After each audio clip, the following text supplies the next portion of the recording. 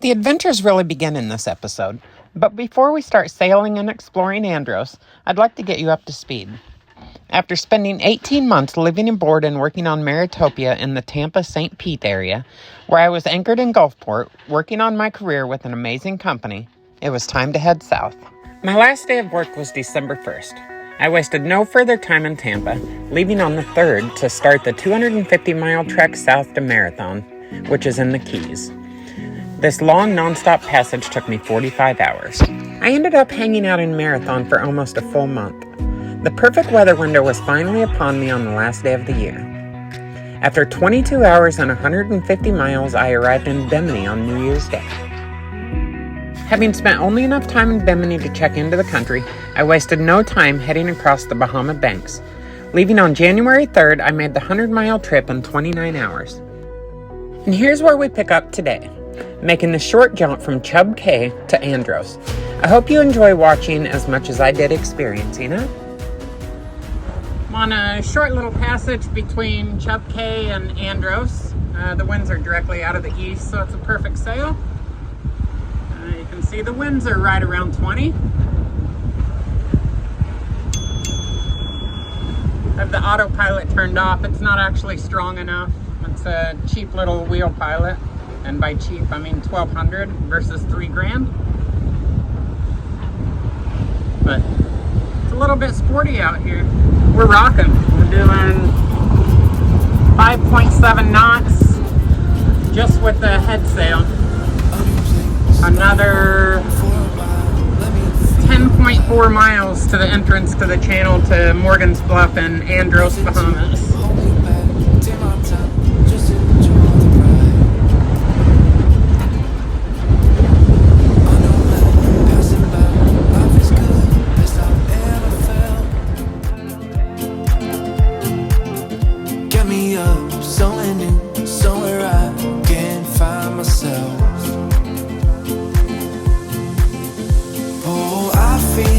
I feel so alive as I reach out to. Yeah, the seas are starting to get a little bit bigger now. I'd say they're pushing 5 and 6 feet at some points. Definitely the biggest seas I've ever been in alone. I could have left earlier, but I didn't want to. I slept for 12 hours last night, maybe a little bit more. And because I was exhausted from that passage. It was an overnight passage between Bimini and Chub Cay. It took me about 20 hours. And I didn't sleep very good on the passage. So I was exhausted. And like I said, Chub was closer. So I just pulled in there, anchored for the night. Now I'm leaving, or on my way to Andros.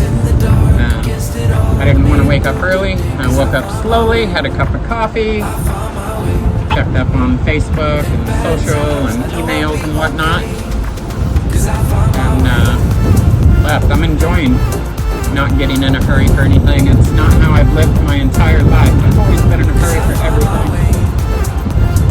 Now if I had left early this morning, a couple hours even earlier, the seas wouldn't be nearly as big as they are right now.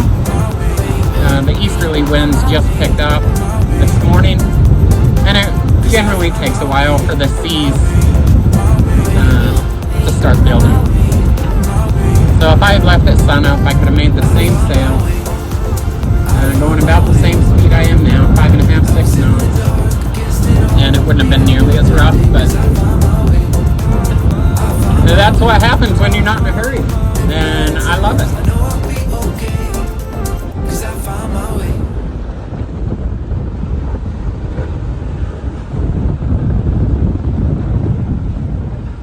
The best part about this sail is there's no engine. This is all a free sail. Sailing is the most expensive way to get anywhere for free. So I've got the dinghy in tow. I dropped it in Bimini and no real need to put it back on the davits. hangs up there under a long passage, but it's a pain in the butt to get it up there.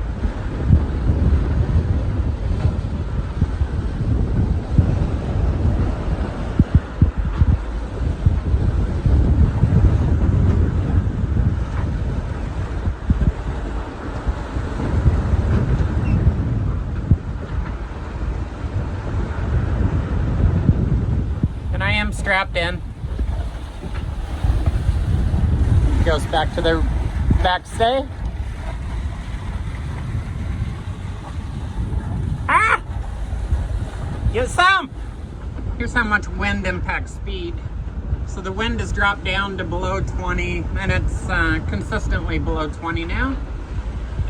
Excuse me, and my speed is dropped down to just over 5 knots. I'm varying between 5 and 5.5, and sometimes, like right now, below 5, and the seas are just as rough, so it's really slowing me down.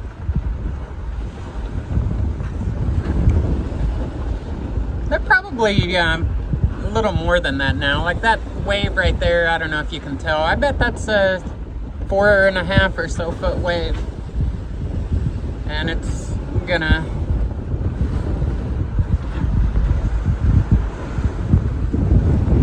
the boat just rolls right over it. If I had the head sail, the main sail out, it would definitely make it more comfortable, because then the boat would just be heeled over and cutting through a lot of this. But I'm just too inexperienced to have the head sail out while being out here alone. Or the main, I keep saying head sail and main sail, two different things. The head sail is up, the main sail is down. And the main sail takes significantly more work than the head sail does. The head sail, and I can't let go of the wheel, but the head sail furls in, so it just pulls in with that line, the white line right there. And it's pretty easy, I can do it from the cockpit. The mainsail I cannot do all from the cockpit. It's got a cover on it. I'd have to unzip that. It's just too much of a pain in the ass. And really, if I was going to put it up, I would have wanted to put it up before I even set sail this morning. So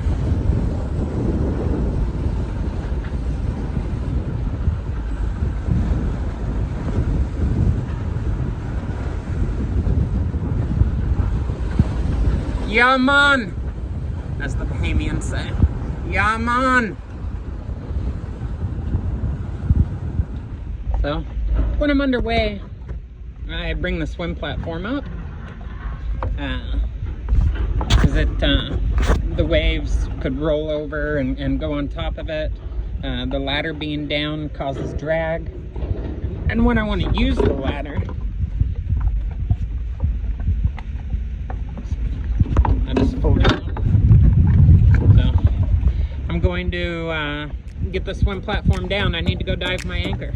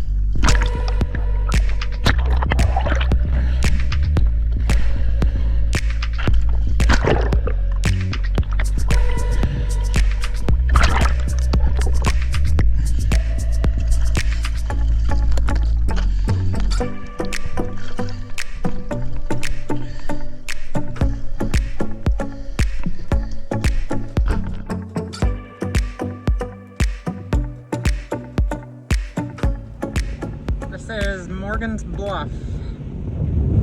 It's on the northernmost tip of Andros Island in the Bahamas.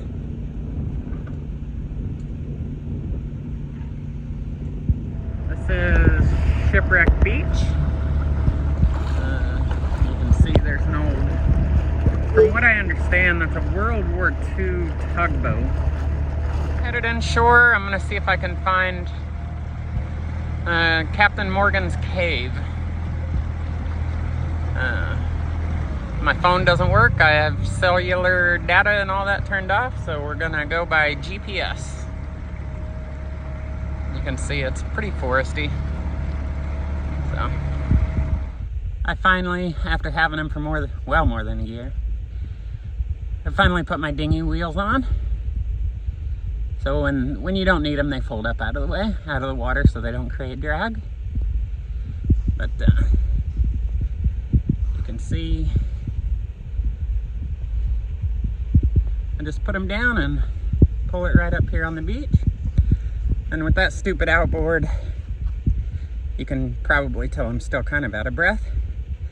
That outboard's a 20 horse 4-stroke, and it is heavy. But let's get on the way. It's very jungly.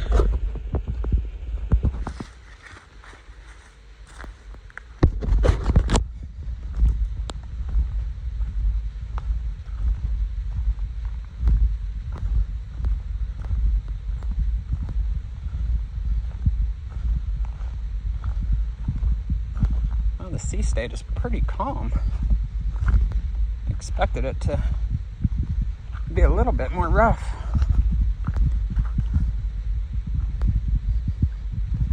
Maybe this is volcanic. Why these rocks are like this. Pretty darn jagged.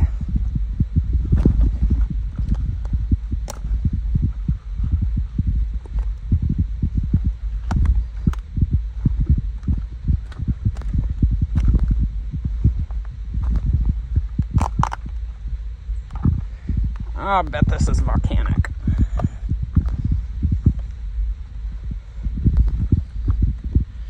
You definitely don't want to fall in here. Even from up here, you can see the bottom of, I don't know, 70 or so feet. So that is directly on the other side of where I am.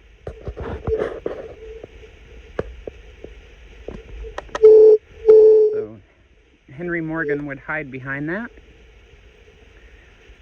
so that other Spanish, French, whatever, could not see him. Henry Morgan was English.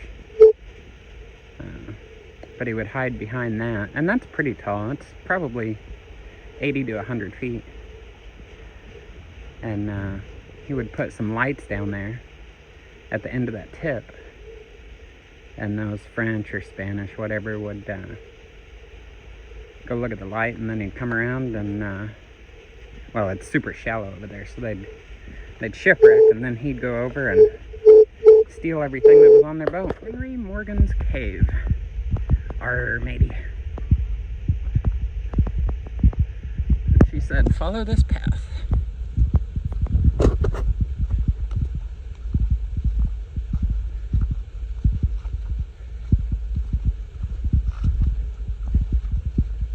Oh, I see it. Oh, some cocoa nuts.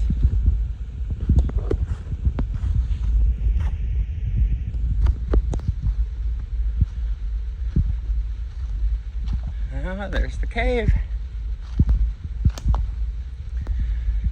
The legendary pirate Henry Morgan is said to have hid some loot in there.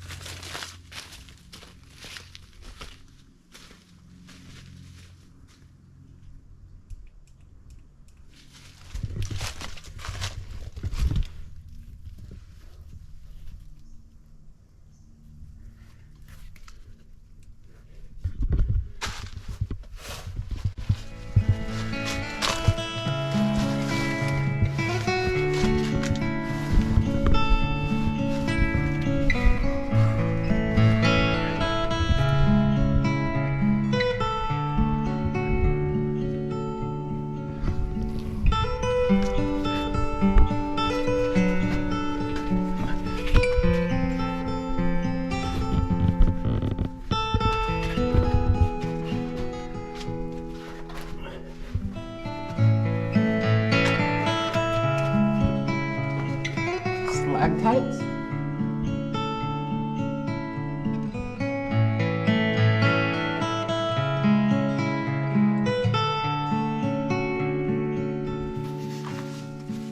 Haven't found any treasure yet. Working on it though.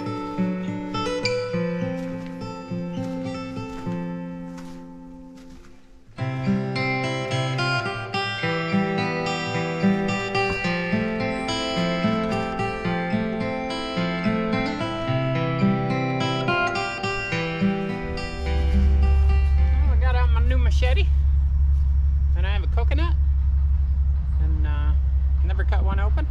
Let's see how well or I should say, let's see how bad I butcher this on the first try.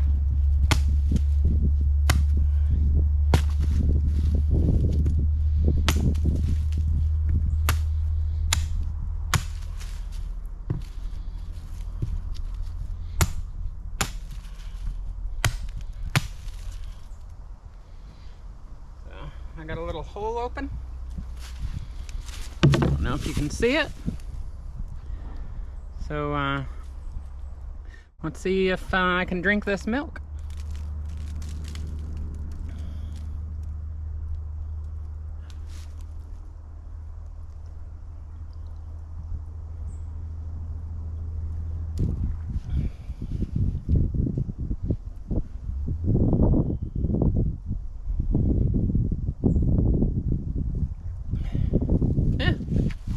Not bad.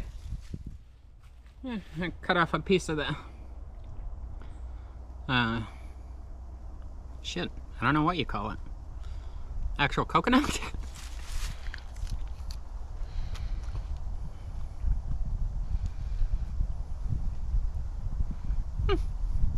Imagine that. Tastes just like the coconut you buy in a store. And it's time to go back to the boat. There's a storm moving in. It's actually a pretty healthy storm too. Maritopia looks so insignificant compared to that gigantic cargo ship. We've got a pretty nasty storm that has just now started to roll in. The winds are supposed to be super high for the next 48 hours basically. Right now they're coming from the worst possible direction. This anchorage has protection from every direction except north. But the winds are supposed to, before they get really violent, they're supposed to change around from the east, which I'll be super protected. Another day in the life of a sailor. Loving every minute of it. The winds are supposed to shift out of the east, which we will be protected by the seawall. So then I'm going to drop that front anchor so that I can go further back and be further behind that seawall and be protected from the heavier winds. We're supposed to get up to 30 knot winds. So I'll be behind that seawall and it'll be blocking all the waves. This is my current situation. The winds are coming from the north, and it's the only direction I am not protected against. So, watch this bow.